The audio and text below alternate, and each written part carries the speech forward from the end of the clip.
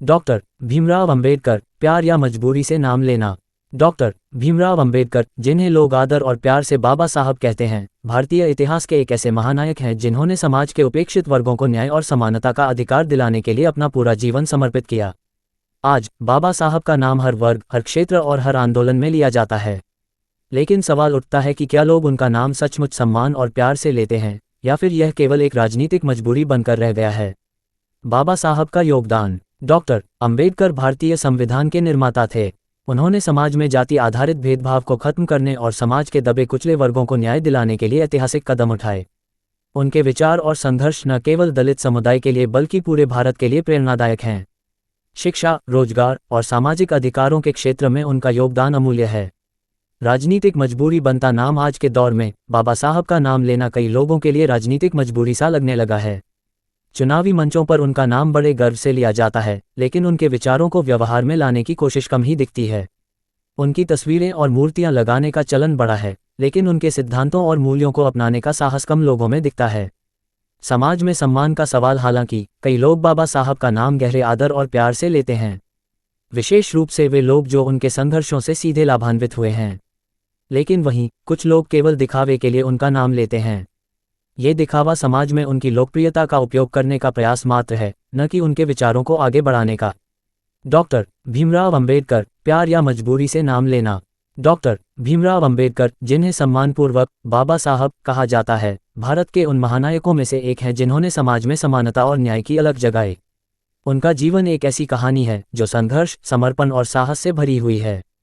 वह न केवल भारतीय संविधान के निर्माता थे, बल्कि दलित समुदाय के उद्धारक, समाज सुधारक और अद्वितीय विचारक भी थे। बाबा साहब का जीवन और संघर्ष। एक प्रारंभिक जीवन और शिक्षा। बाबा साहब का जन्म 14 अप्रैल 1891 को मध्य प्रदेश के महू में एक गरीब महार परिवार में हुआ। उस समय भारत में जाति व्यवस्था चरम पर थी। बालक भीमराव को बचपन से ही छुआछूत और सामाजिक भेदभाव का सामना करना पड़ा। वह प्राथमिक स्कूल में अलग बिठाए जाते थे। पढ़ाई के प्रति उनके जुनून ने उन्हें बड़ौदा के राजा से छात्रवृत्ति दिलाई, जिससे वे विदेश में पढ़ाई करने गए। कोलंबिया विश्वविद्यालय और लंदन स्कूल ऑफ इकोनॉमिक्स से पढ़ाई कर वह भारत लौटे। 2. संविधान निर्माण में भूमिका। बाबा साहब को 29 अगस्त 1947 को भारतीय संविधान सभा का अध्यक्ष नियुक्त किया गया। उन्होंने संविधान में समानता, स्वतंत्रता और बंधुत्व के सिद्धांतों को प्रमुखता दी। उन्होंने जाति आधारित भेदभाव समाप्त करने के लिए अनुच्छेद 17 में अस्पृश्यता को समाप्त किया। उन्होंने अल्पसंख्यकों और समाज के कमजोर वर्गों के अधिकारों की सुरक्षा के लिए विशेष प्रावधान किए। 3. धर्मांतरण और बौद्ध धर्म की ओर झुकाव। जाति आधारित भेदभाव से आहत होकर उन्होंने 1956 में अपने लाखों अनुयायियों के साथ बौद्ध धर्म अपना लिया। उनका मानना था कि बौद्ध धर्म समानता और करुणा का धर्म है, जो जातिवाद से ऊपर है। बाबा साहब का नाम, प्यार या मजबूरी। आज बाबा साहब का नाम हर जगह गूंजता है, पर सवाल उठता है कि क्या यह उनके विचारों के प्रति सच्चा सम्मान है या केवल एक सामाजिक और राजनीतिक मजबूरी। 1. राजनीतिक संदर्भ। चुनाव के समय हर पार्टी बाबा साहब का नाम लेती है। उनकी मूर्तियों और स्मारकों का निर्माण कई बार केवल वोट बैंक की राजनीति के लिए होता है। उनके विचारों को लागू करने के बजाय कई नेता केवल उनका नाम इस्तेमाल करते हैं। 2. सामाजिक संदर्भ। समाज के कुछ वर्ग बाबा साहब को सम्मान और प्यार से याद करते हैं, क्योंकि उनके संघर्षों ने उनके जीवन में बदलाव लाए। परंतु कुछ लोग आज भी उनके विचारों को पूरी तरह स्वीकार नहीं करते और केवल दिखावे के लिए उनका नाम लेते हैं। बाबा साहब के विचार, समय की मांग। डॉक्टर अंबेडकर के विचार आज भी उतने ही प्रासंगिक हैं जितने उनके समय में थे। 1. शिक्षा का महत्व। बाबा साहब ने कहा था, शिक्षित बनो, संगठित रहो और संघर्ष करो। उन्होंने शिक्षा को सामाजिक परिवर्तन का सबसे बड़ा हथियार माना। आज भी उनके इस विचार को अपनाना समाज की उन्नति के लिए अनिवार्य है। 2. महिलाओं के अधिकार। बाबा साहब ने महिलाओं को समान अधिकार दिलाने के लिए हिंदू कोड बिल का प्रस्ताव रखा। वह मानते थे कि एक समाज की प्रगति महिलाओं की स्थिति पर निर्भर करती है। 3. समानता और न्याय। उन्होंने हमेशा कहा, मैं ऐसे धर्म को मानता हूं जो स्वतंत्रता, समानता और बंधुत्व सिखाए। उन्होंने सामाजिक न्याय और समानता की नींव रखी। आज जातिवाद और भेदभाव के खिलाफ उनके विचारों को अपनाना जरूरी है।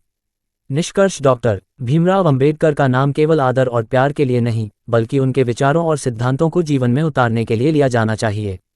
उनकी शिक्षाएं और संघर्ष हमें ये याद दिलाते हैं कि समानता, न्याय और बंधुत्व का सपना तभी साकार होगा जब हम उनके विचारों को केवल मंचों और किताबों तक सीमित न रखकर अपने जीवन में लागू करेंगे। बाबा साहब का नाम न केवल सम्मान बल्कि एक जिम्मेदारी है जिसे हमें पूरे दिल से निभाना चाहिए।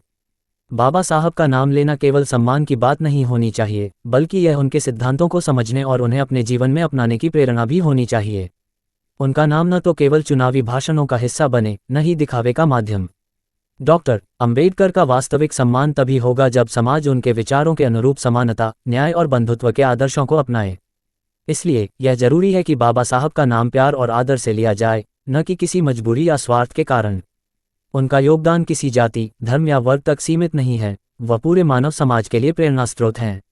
सूचना सिर्फ मान्यताओं और जानकारियों पर आधारित है। यहाँ ये बताना जरूरी है कि यह मेरा वीडियो किसी भी तरह की मान्यता, जानकारी की पुष्टि नहीं करता है। किसी भी जानकारी या मान्यता को अमल में लाने से पहले संबंधित विशेषज्ञ से सलाह लें। धन्यवाद।